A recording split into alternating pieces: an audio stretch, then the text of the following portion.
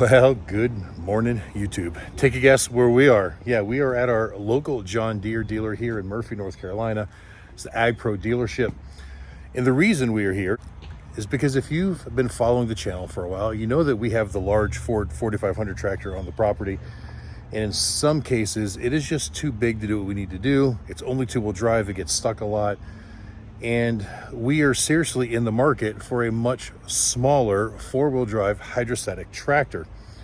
And there's a lot of videos on YouTube about individual tractors, but not really a good comparison between the offerings from the different manufacturers. So what I wanted to do is offer that. I'm literally trying to learn everything I can about these subcompact tractors and decide which one is going to be best for us on our property.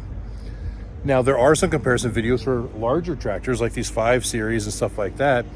Brock over at Rock Hill Farms has done a fantastic job at doing the comparisons there. And he even used to have a smaller John Deere. But one of the other reasons I started with John Deere is because I kind of know about what size I want, but I wanted to really do the comparison. So I believe that we are in the market for a 25 horsepower tractor, give or take, right? I'm not necessarily set on that exact number, but I know that I don't want a tractor that's too big, and there are a lot of offerings in that 25 horsepower market. Here at John Deere, for the 25 horsepower, there are basically 3 different chassis sizes and a couple other options, and that's kind of what we're going to go over here. Now, if any of you are fans of the Tractor Time with Tim YouTube channel, he is a big fan of his 1025R. Now, this one behind me is actually a 1023E, but it's the same platform. It's the same chassis tractor. There was a 1025 sitting right here a few minutes ago, but they actually just sold it, so I can't really show you that one at the moment. But it's the same basic tractor, but with a 25 horsepower engine in it. These tractors are very compact in size, but very capable, right? Now, the next size up is the 2 Series, which they have right here.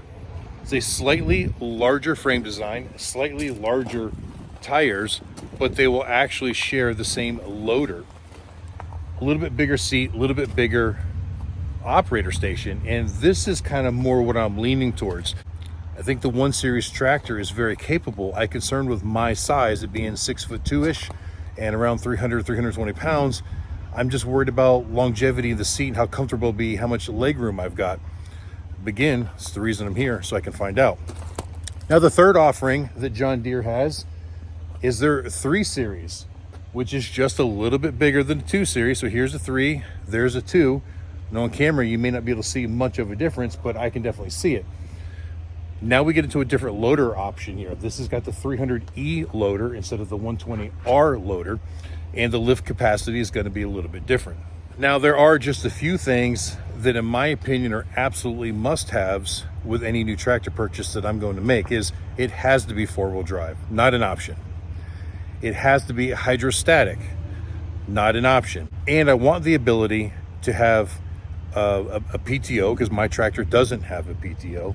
And then lastly, I want the ability to change out the attachments relatively quick and easy. As you guys know, my current tractor is a pin-on bucket, so every time I got to change it from the bucket to the forks, it's a process, driving pins out, lining things up. It takes half an hour to an hour to change anything out if things go well. Sometimes I fight and struggle with it, and I just don't want to do that anymore. Now, in the 1 Series, we actually have a couple of horsepower options. This one here is the 1023. It's also available in a 25 horsepower. The 2 Series, you can get in a 25 horsepower, a 32 horsepower, I think he said, and a 38. And then in the 3 Series, you can start with the 25 horsepower and go up to almost a 40 horsepower. And now we have the difference between E and R, right? So the 1023E has a little bit less options than like the 1025R would have. And it's usually creature comforts, like the seat. When you get to an R version, you're gonna get the luxury seat that's got the armrests, have a little bit different trim, and you're gonna have some more lights on there, where the E is just a little bit more stripped down. Doesn't really change the capabilities. It's all really creature comforts is the difference in that. Now in the 3 Series, we have 3 different trim levels. We have the E for economy, just like we had in the 1 Series. You can also get this in an R Series with the upgraded seats and everything. And then lastly, there is the D Series, and that is going to be a manual transmission rather than the hydrostatic. Now, like I said, one of my requirements is hydrostatic, so the D would definitely not be an option. I'm not even sure that I want to go as big as the 3 Series. But let me explain the reason I started with John Deere. One, it's the closest dealership to home, but also the way they size their tractors just makes sense as far as understanding what they are.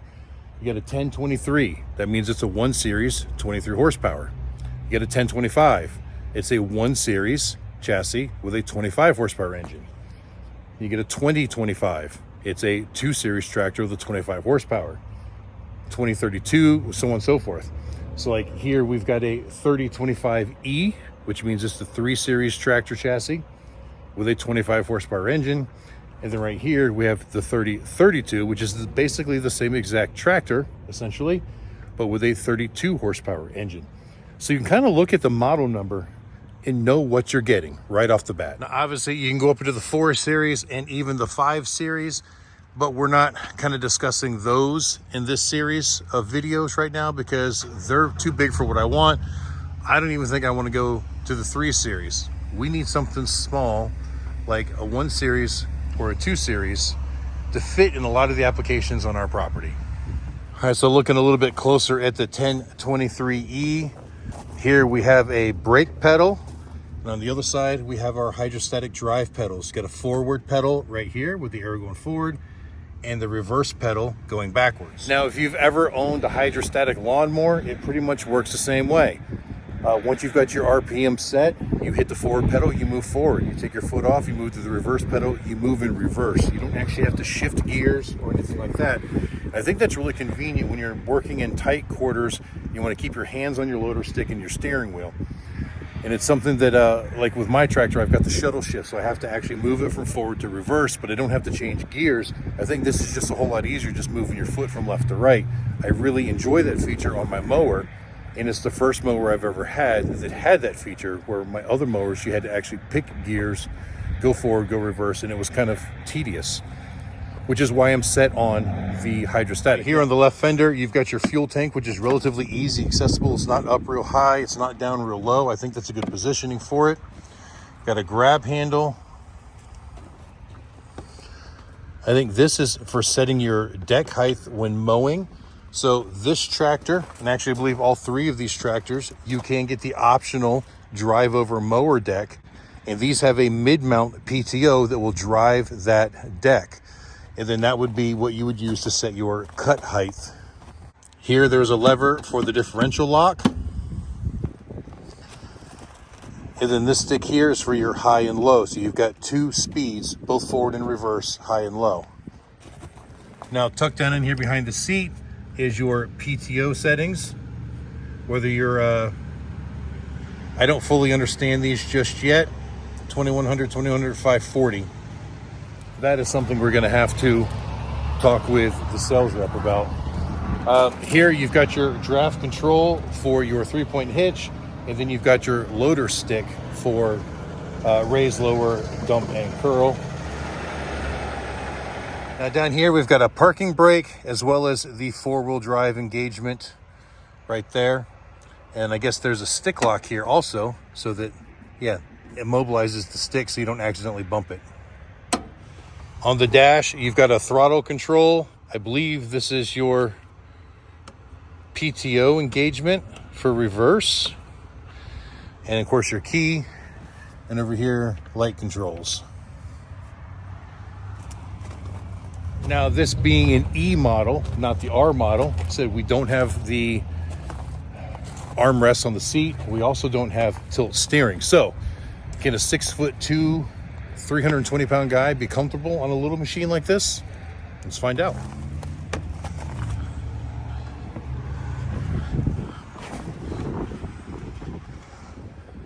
All All right, so I am sitting on it, and I've got, I don't know, decent room. Keep in mind, I've got really big feet, and I am wearing my boots. Getting to the brake lever, no problem. Getting to the forward and the reverse pedals, no problem.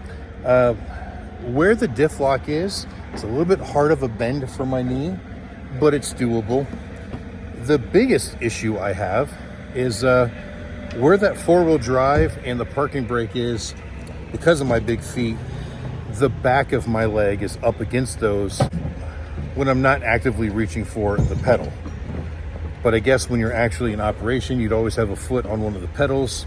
Maybe not such a big deal. There's also a cup holder and a little storage compartment there. And because this tractor isn't very high, there is no step to get up to it. So it is kind of a tall step to get there, especially when you got bad knees. All right, now moving over to the 2 Series, you're gonna have a lot of the same features. Your cut height, your high and low, your PTO engagement, everything's basically the same, other than, because this is an R model, you're gonna get the premium seat. Again, fuel tank is in a very similar position. Lights, switches, all about the same. Parking brake and four-wheel drive, all about the same. Sticks at about the same place, a little bit curve over. But again, because this is the R model, you get the lights. You also get the 12-volt outlet and a USB outlet. Forgot to mention, they both come with a toolbox on the back. Now, obviously, all of these tractors are gonna have a functioning 3-point hitch. Now let's see how comfortable this one is. Now, because it sits a little taller, there is a step here. Should make things easier. And I think I'm gonna need to move that seat back. Well, and another feature of the R is you get the tilt steering, so I can move that up out of the way. Maybe slide the seat back some. Maybe it's all the way back already, I don't know. All right, so the tilt steering is definitely a benefit because I can move it up to get in. Now, I do have the seat all the way back. And as far as position, it feels very much like the 1023. I still feel like these are right up against my leg. Not overly thrilled with that. Now we move up to the 3 Series. You see there's differences. The pedals are different. The parking brake is now over here. This is your low, neutral, and high. I don't know what that's for, but it definitely looks like the operator station is a little roomier. So let's give it a try.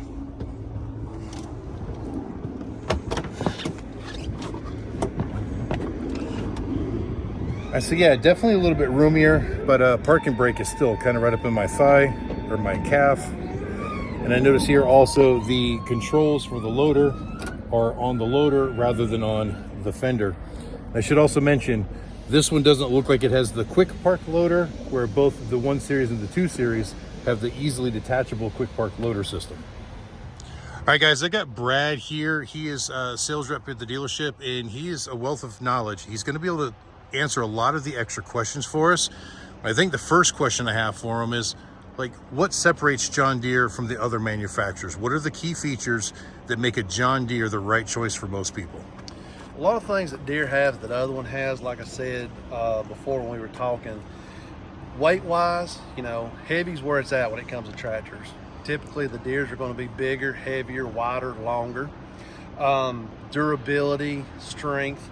John Deere runs a 2 hydraulic system pump, so you're able to lift and steer at the same time, and usually have bigger lift capacities whenever it comes to your front end loader lift capacities. Also, where we live at in these hills, you want it to be as heavy as possible. So usually when we have a tractor with a front end loader, we typically fluid fill the rear tires to give them more weight.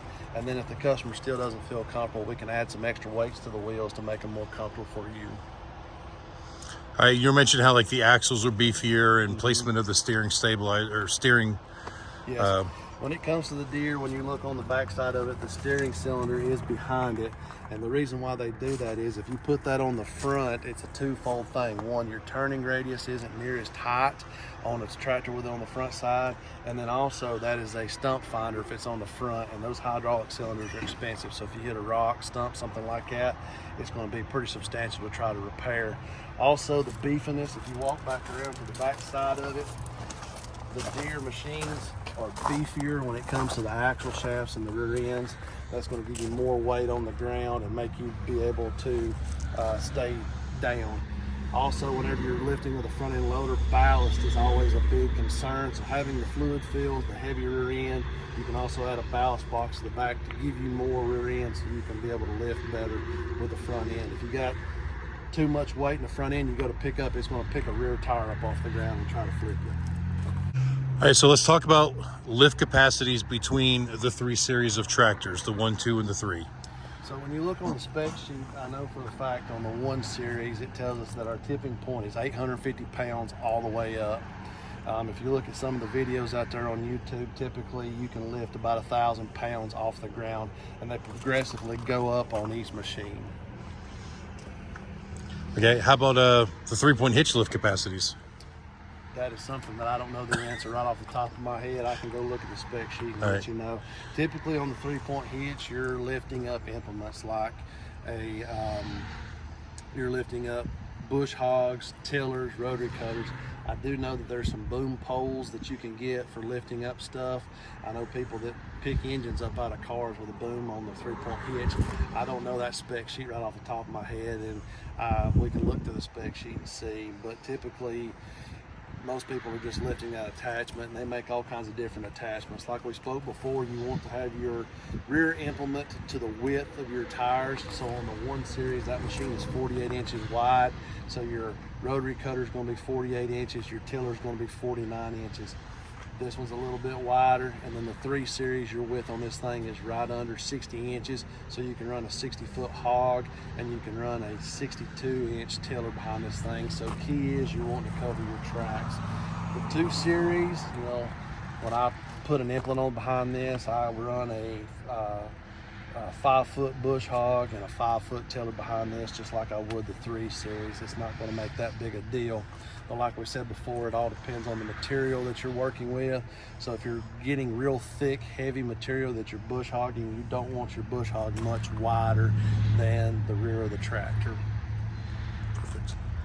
All right, guys. Well, Brad was a wealth of information. He's also given me data sheets on a lot of these machines, so we can kind of compare lift capacities and so on and so forth, because he didn't have all the information memorized.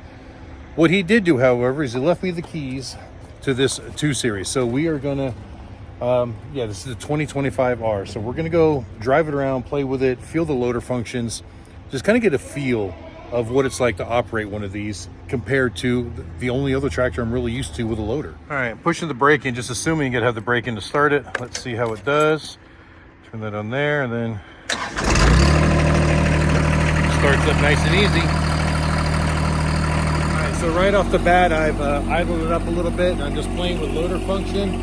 And I can tell you right now, it is way smoother than my tractor at home. Way smoother.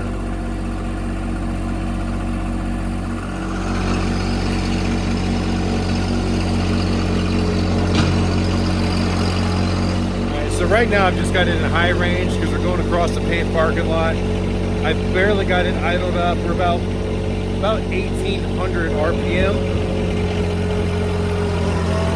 But what's nice is with the hydrostat, I can control my speed by just letting in and out of the pedal a little bit. It's not changing the RPM of the engine. And there's that 1025R that they just sold.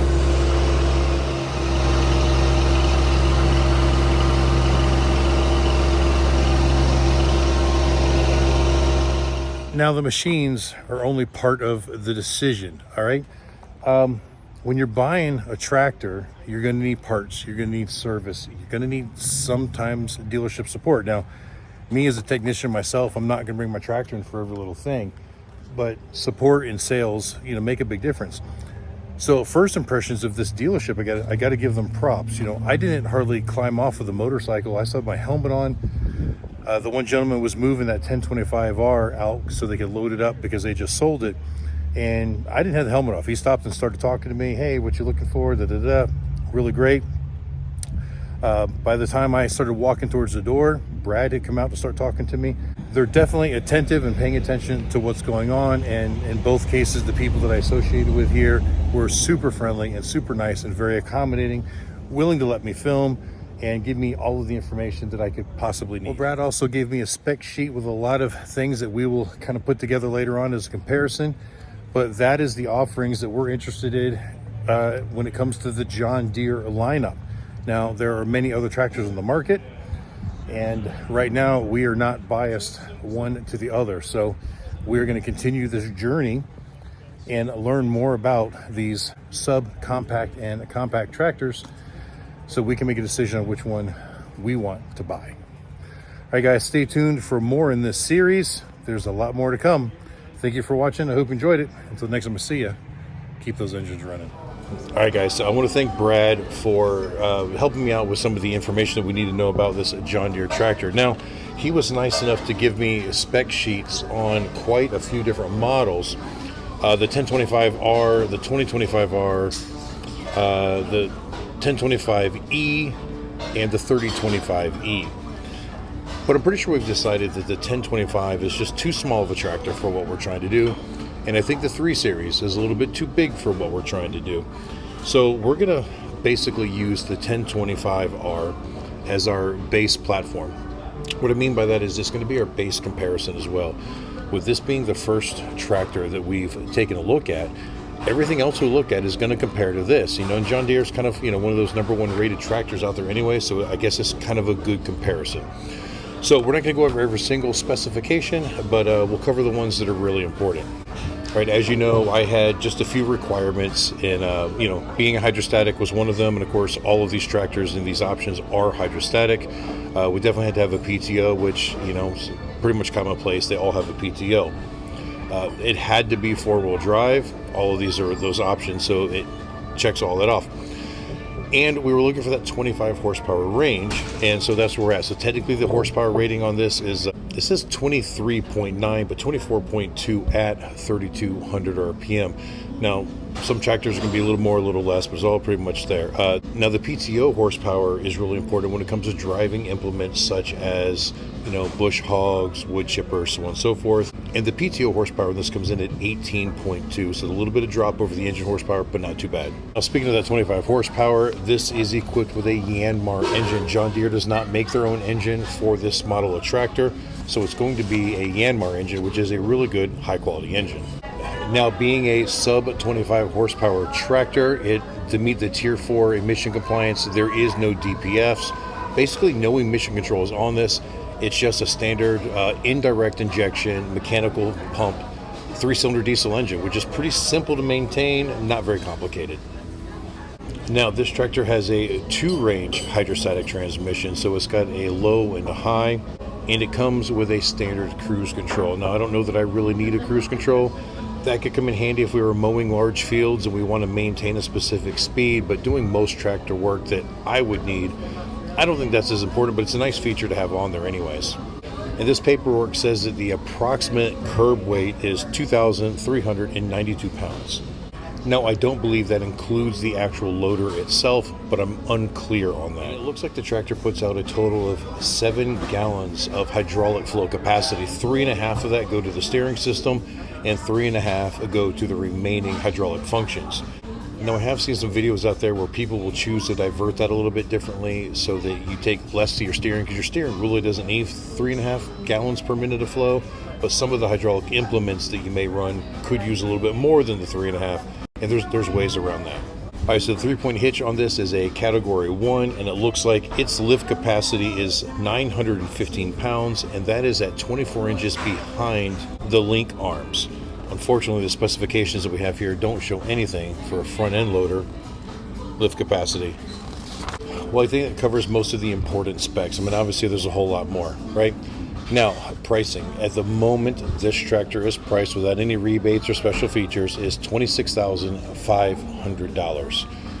I think that's a little bit more than I wanted to spend, but it is a good quality tractor, so we'll just have to look and see how that comes. All right, guys, I think that's going to be it for the John Deere series.